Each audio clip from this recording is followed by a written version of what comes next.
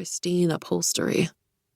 Between tonight's bloody mess and the fiasco at the museum earlier tonight, my chi was tied up in knots. The new donor, some big-shot venture capitalist from Seattle with more good looks than sense, had chewed up hours of my time fussing over his collection of swords. And then we'd finally gotten to the last sword. I unhooked the black trash bag holding the Yeti's head from my waistband and tossed it in the passenger side footwell with entirely too much force. The bag made a wet squelch as it landed.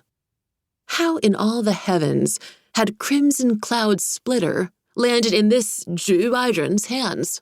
The fool thought it was a lost work of Kunimitsu. I knew better, but I couldn't reveal why. I'd let my business partner placate the wealthy donor while I bit my tongue. Unfortunately, my silence had cost me a future evening, as my partner Tessa had agreed to table the issue until a later time.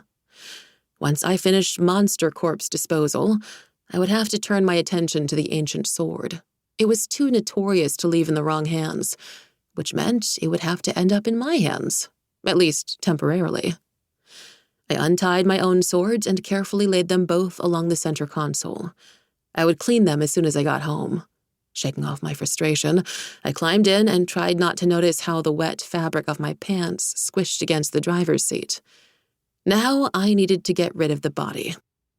When you needed to purify a magical corpse, no questions asked, the herbalist was your best bet. Others called her the herbalist or Grandma Chen if they were regulars. I called her Popo. I'd known her since I was a toddler, and my side gig hunting monsters had brought me to the back entrance of her shop in the inner Sunset District on more than one occasion. My other option was Oliver Nakamoto, head of the temple near Japantown. Between the two, it was no contest. The snooty head of the Nakamoto clan and I couldn't stand each other. Popo had eschewed the magical environs of Lotus Lane adjacent to Chinatown for the sprawling inner Sunset, which was also, thankfully, closer to Golden Gate Park. This short drive to Popo's was just long enough for the Yeti blood on my hands to dry into flaky specks that fluttered down the dashboard and forced me to question my decision-making for the past 2 years. Why did I keep saying yes when the old-timers called? I sighed. I needed the goodwill. It hadn't been easy starting a new life here after my actions at Beijing's Pearl Market. The Jiaren here did not welcome the butcher living among them. Magical monster cleanup had garnered me some modest amount of goodwill with the locals. I tried not to gag at the smell of the corpse in my Jeep as I drove to the herbalist's back entrance. I needed to learn to say no to these gigs, the same way I'd been saying no to my father's endless litany of requests for the last 2 years. San Francisco was my home now. This tiny city with all its light and shadow spoke to me in a way that Tokyo never had. I wanted to stay here, and I wanted to live a life that didn't require me to remember that I'd been the Butcher of Beijing. To that end, I had slowly carved out a niche in my artifacts business. I just needed to stay out of the death-dealing business. The next time Ito-san or one of the old-timers called to ask me to take care of some rampaging beast from the realm, I had to say no. The front of the herbalist's homeopathic remedy spa was half lit.